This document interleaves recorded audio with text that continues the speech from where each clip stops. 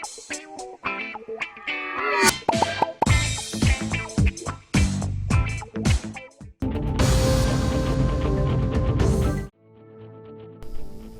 के Abdullapur met police station हदूद में एक बस कंडक्टर की दिल का दौरा पड़ने से हो गई मौत। पुलिस के मुताबिक तुमला बालराज नामी शख्स जो रंगारेड्डी जिले के इब्राहिमपट्टनम मंडल के दुंदू मैलाराम गांव का रहने वाला था, हयातनगर डिपो में आरटीसी कंडक्टर की हैसियत से खिदमत अंजाम दे रहा था। वो हस्बे मामूल ड्यूटी पर था और दोपहर में बस ड्राइवर ए उपेंद्र के साथ मिलकर ड्यूटी पर चार्ज लिया। रात तकरीबन 11:15 बजे वो दोनों अब्दुल्लापुर मेट में वाक़े JNNRUM कॉलोनी में बस नाइट हॉल्ट के दौरान आराम कर रहे थे।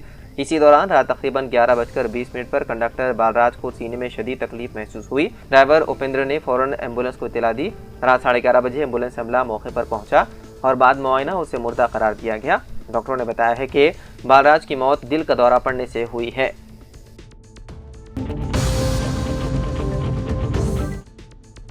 तेलंगाना को दरपेश माली बोझ कम करने के लिए वज़ीर आला रेवंत रेड्डी की जानिब से की गई मुसलसल कोशिशें बिलाखिर रंग लाई। मरकज़ी हुकूमत ने BRS हुकूमत के दौर में लिए गए ज़्यादा सूद वाले कर्जों को रीशेड्यूल करने की इजाज़त दे दी। साथ ही आइंदा 2 बरसों में तकरीबन 25,000 करोड़ रुपए के नए कर्जों को कम शरह सूद और तवील मुद्दत में किस्तों के जरिए अदा करने की भी इजाज़त रिजर्व बैंक ऑफ इंडिया ने दे दी है। इस फैसले से रियासती हुकूमत को हर साल तकरीबन 2,000 करोड़ रुपए की बचत मुतवक्के है, क्योंकि अब हुकूमत को निस्बतन कम शरह सूद और तवील मुद्दती किस्तों में अदायगी का मौका मिलेगा। इस महीने की 5 तारीख को RBI ने पहले मरहले में 5,000 करोड़ रुपए जारी कर दिए, जिसे हुकूमत ने रूरल इलेक्ट्रिफिकेशन कॉरपोरेशन से लिए गए ज्यादा शरह सूद वाले कर्जों की अदायगी की। रियासत में कांग्रेस की हुकूमत आने के बाद BRS दौर में लिए गए कर्जों का बारीक बीनी से जायजा लिया गया। इस दौरान पता चला कि साबिक हुकूमत ने मुख्तलिफ कॉरपोरेशन के नाम पर खानगी फाइनेंसिंग कंपनियों से मनमानी शराइत पर महंगे कर्ज लिए थे। उन कर्जों की वापसी का मुआहदा सिर्फ 10 साल की मुद्दत में और 11% तक सूद पर किया गया था, जो रियासती खजाने पर भारी बोझ बन चुका था।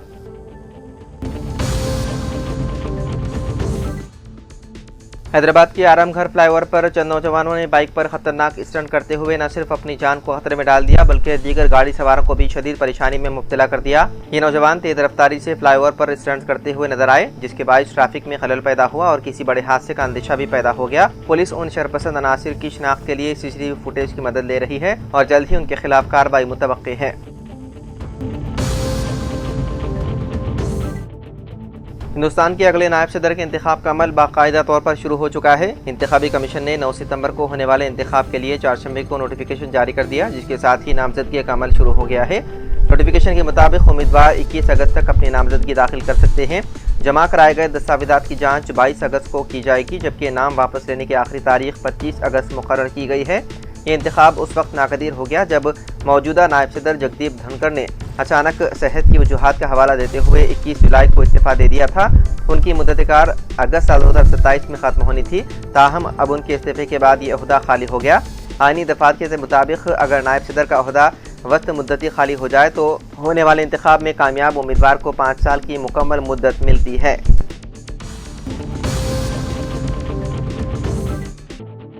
तेलंगाना के कोटला टाउन से ताल्लुक रखने वाले श्रीरामुलु श्रीधर गुज़िश्ता कई बरसों से गल्फ में मेहनत मजदूरी कर रहे थे। मंगल को तकरीबन 1 बजे वो दमाम से हैदराबाद के लिए परवाज में सफर कर रहे थे कि अचानक दौरान सफर ही उन्हें दिल का दौरा पड़ा। जब श्रीधर ने सांस लेने में दुश्वारी महसूस की तो उन्होंने जहाज के अमले को मुत्तला किया। फौरी तौर पर पायलट ने इमरजेंसी की बुनियाद पर जहाज को मुंबई एयरपोर्ट पर उतार दिया। मुंबई एयरपोर्ट पर मौजूद डॉक्टरों ने फौरी तौर पर CPR फराहम की, मगर कोई असर नहीं हुआ और उन्हें मुर्दा करार दिया गया। पसमानदगान में अहलिया और 2 बेटियां हैं। उनका ये अचानक और अलमनाक इंतकाल खानदान के लिए निहायत सदमा के बाइस बन गया है।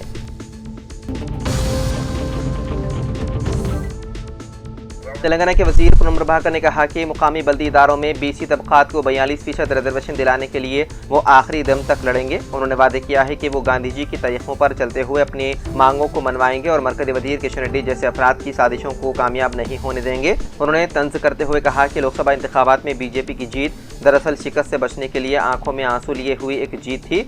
शुमाली हिंद की कई रियासतों में BC तबकात ने BJP को मुस्तरद कर दिया और अगर रिजर्वेशन में इजाफा किया गया तो आने वाले इंतखाबात में BJP को शिकस्त यकीनी है।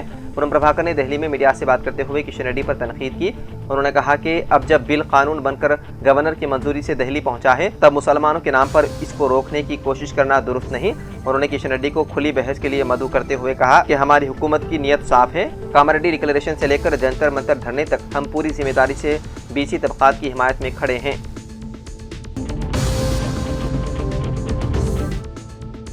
निर्मल जिले में एक काबिल भरोसा सानिया ज्वेलर्स जो कम वक्त में बिला लिहाज आवाम का काबिल एतमाद शोरूम का मकाम हासिल कर लिया। आवाम कोई तबके से हों, जेवरात की बिला झिझक खरीदी किया करते हैं, जिसका सहरा मालिक सानिया ज्वेलर्स एम ए सादिक के सर जाता है। जनाब एम ए सादिक की आज सालगिरह थी। उनकी सालगिरह की तकरीब मुकामी दफ्तर सियासत निर्मल में मनाई गई। एम ए सादिक ने केक काटा। बाददा Syed Jalil Azhar, senior staff reporter Anees Ahmed Khan ने एम ए सिद्दीक की शालपोशी करते हुए उन्हें सालगिरह की मुबारकबाद पेश की और नेक तमन्नाओं का इजहार किया। इस मौके पर Alhaj Abdurrahman Malik Madina hotel, Bahauddin builder, Syed Tajdar Aamir, Syed Ismail Nasir division reporter के अलावा हाफिज सैयद नसीर भी मौजूद थे।